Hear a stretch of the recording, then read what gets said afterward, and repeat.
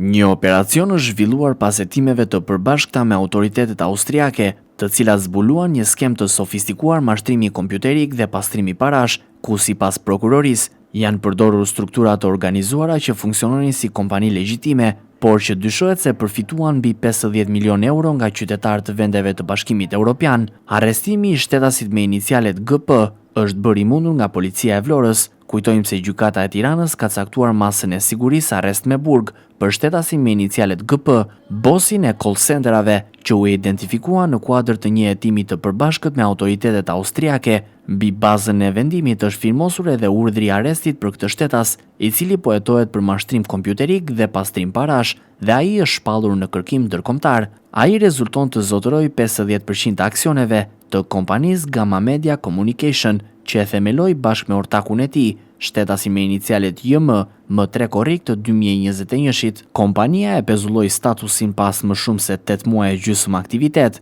Nga hetime 2 vjeçare, rezultoi se ishin mashtruar qindra qytetarë europian dhe dyshohet se kanë përfituar më shumë se 50 milion euro.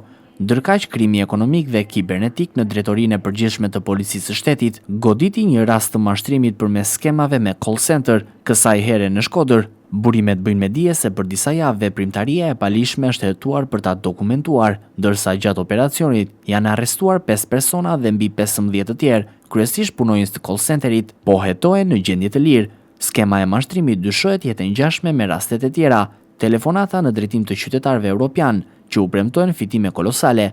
Po ashtu, gjatë operacionit policia ka sekuestruar 10 pajisje kompjuterike, të cilat përdoreshin për mashtrim, përfshirë edhe aparate celular, të cilat do të shërbejnë për dokumentimin e mashtrimit dhe zgjerimin e hetimeve. Gjithashtu bëhet me dije se hetimet për call centerat mashtrues janë shtrirë edhe në qytetin e Vlorës.